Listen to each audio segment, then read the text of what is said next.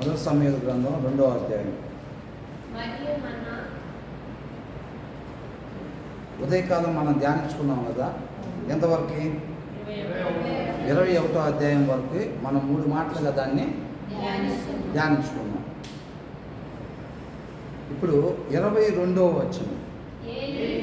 ఏలి బహువృద్ధుడాయను ఇశ్రాయేలీయులకు. ఇప్పుడు దీని ముందు మనం చూసినట్లయితే హన్నా దేవుడి దగ్గర పొందుకున్న ఒక కుమారుణ్ణి దేవుడి సేవ కొరకు సమర్పించటం వలన ఎంతమందిని పొందుకుంది? 3 కుమారులను, 2 కుమార్తెలను పొందుకున్నట్టుగా మనం చూస్తూ ఉన్నాం. అంతే కదా? దేవుడి కృపను బట్టి మనకున్న ఆయుష్ను కూడా, సమయాన్ని కూడా, బలాన్ని కానీ, ధనాన్ని కానీ దేవుడి చిత్తానుసారంగా ఉపయోగించడానికి మనం ఇష్టపడినట్లయితే శాశ్వతంగా ఉండే నిత్య జీవాన్ని దేవుడు మనకి ఇవ్వడానికి ఇష్టపడుతూ ఉన్నాడు, సిద్ధంగా ఉన్నాడు అన్న విషయం మనం చూసాం. దాని తర్వాత చూస్తే ఏలి బహువృద్ధుడాయను. ఏలి అంటే ఎవరండి?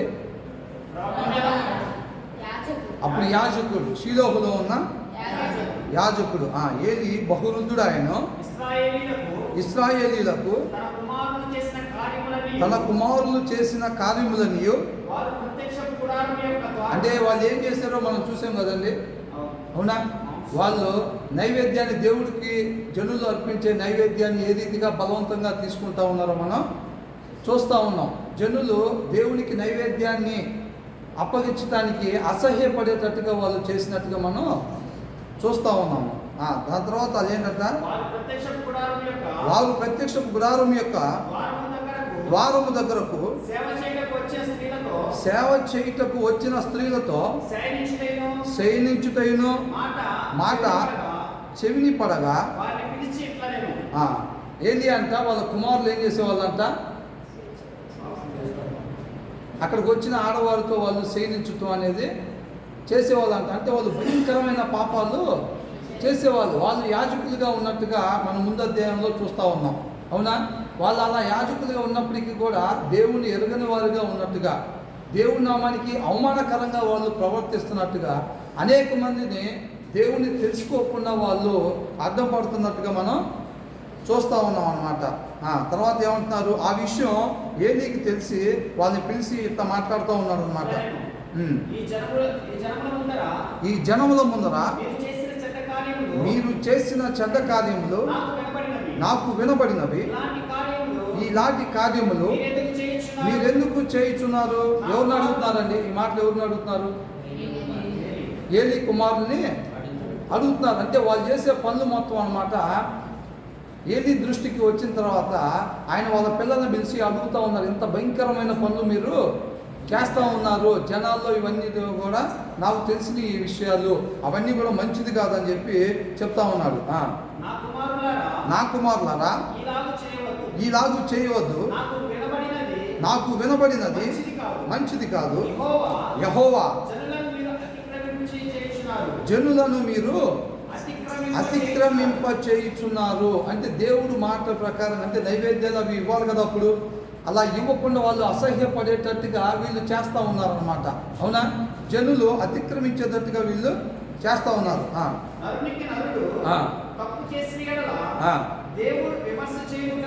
నరుడికి నరుడు తప్పు చేసిన ఎడల దేవుడు విమర్శ చేయను. అంటే మధ్యవర్తిగా ఉండి విజ్ఞాపన చేస్తారులే. కానీ ఎవరైనా యెహోవా విషయంలో పాపము చేసిన ఎడల వాని కొరకు ఎవడు విజ్ఞాపనము చేయను. వీళ్ళు ఎవరి విషయంలో పాపం చేస్తున్నారు? వీళ్ళు దేవుడి దగ్గర యాజకులుగా ఉన్నారనమాట. యాజకులుగా ఉండి దేవుడి దగ్గరికి రావాల్సిన నైవేద్యాల విషయంలో, వీటి విషయంలో వీళ్ళు ఏం చేస్తున్నారు? దేవుడి దగ్గరికి వచ్చే వాళ్ళ దగ్గర వీళ్ళందరూ కూడా పాపం చేస్తూ ఉన్నారు. కాబట్టి మీరు తోటి నరుల దగ్గర చేస్తే దేవుడు విజ్ఞాపన చేస్తాడు మీ తరపున. కానీ మీరు దేవుడి దగ్గరే పాపం చేస్తుంటే ఇక మీ తరపున విజ్ఞాపన ఎవరు చేస్తారు అని వాళ్ళ కుమారులతో చెప్తా ఉన్నారు. ఎవడు విజ్ఞాపన చేయను అనేను. అయితే యెహోవా వారిని చంపదలచి ఉండెను గనుక వారు తమ తండ్రి యొక్క మొరను వినకపోయిరి. అవునా?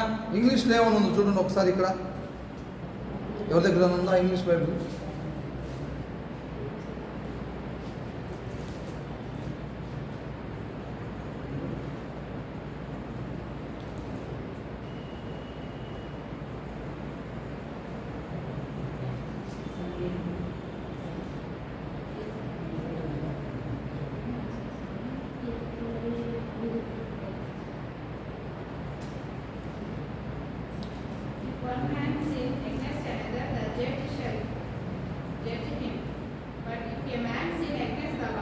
ఎన్నో వచ్చిన అది 25th. Man since against the lord. దేవుడికి వ్యతిరేకంగా మనిషి పాపం చేసినట్టయితే అంటే మధ్యవర్తిత్వం ఎవరు చేస్తారు? నరుడికి నరుడు చేస్తే దేవుడు మధ్యవర్తిగా ఉండి విజ్ఞాపన చేస్తాడు. అలాంటిది దేవుడి దగ్గర చేస్తే ఎవరు చేస్తారు అని అంటున్నాడా?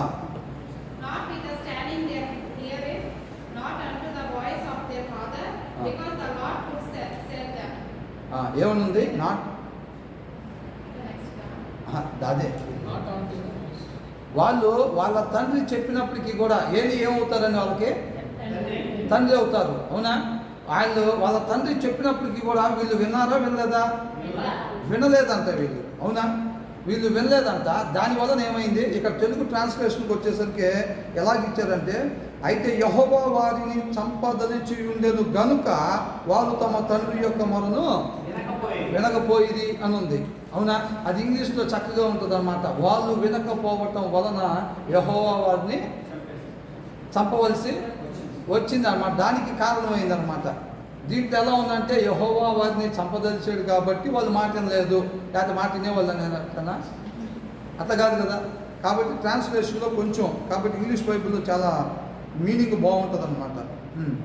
అయితే యెహోవా వారిని చంపదలిచి ఉండను కనుక వారు తమ తండ్రి యొక్క మొరను వినకపోయిరి. బాలుడగు సమూయేలు ఇంకను ఎదుగుచు యెహోవా దయను మనుష్యుల దయను వర్తించుచు ఉండెను. ఇప్పుడు వాళ్ళు అక్కడ చూస్తే తర్వాత ఏమైందండి? వాళ్ళు చనిపోయారా? చనిపోలేదా? తర్వాత విషయాల్లో చూస్తే వాళ్ళు చనిపోయినట్టుగా మనం చూస్తూ ఉన్నాం. ఎందుకని? వాళ్ళ తండ్రి మాట వినలేదు కాబట్టి. ఒకవేళ వినుంటే ఏమయ్యేది? వినుంటే చచ్చిపోయేవాళ్ళు కాదు. అంటే వాళ్ళు సమయం ఉండగానే సద్వినియోగం చేసుకున్నారా? చేసుకోలేదా? చేసుకోలేదు. అవునా? ఇప్పుడు వాళ్ళ తండ్రికి తెలిసింది ఆ విషయం. వాళ్ళ తండ్రికి తెలిసిన తర్వాత ఏలీ గారు ఏం చేశారండి? చెప్పాల్సిన స్థాయిలో వాళ్ళ పిల్లలకు చెప్పారా? అది కింద వచ్చిన వాళ్ళు మనం ధ్యానించుకుంటూ ఉంటే మనకు అర్థమవుతూ ఉంటుంది. ఏలీ గారు అక్కడ ఏంటంటే చెప్పాల్సిన స్థాయిలో వారికి చెప్పినట్టుగా మనకి కనపడట్లేదండి. ఇప్పుడు ఫర్ ఎగ్జాంపుల్గా మనం ఎక్కువ మంది ఏం చేస్తూ ఉంటామంటే, మన పొద్దున కూడా అనుకున్నాం, చాలామంది పాస్టర్ గారు వాళ్ళ పిల్లలు కూడా ఇట్లాగా దారి తప్పిపోతూ ఉంటారు. అవునా? వాళ్ళకి ఏంటంటే మాకేముందండి, మా నాన్నగారు ఆల్రెడీ బిషప్ గారు, మా తాతగారు, మా నాన్నగారు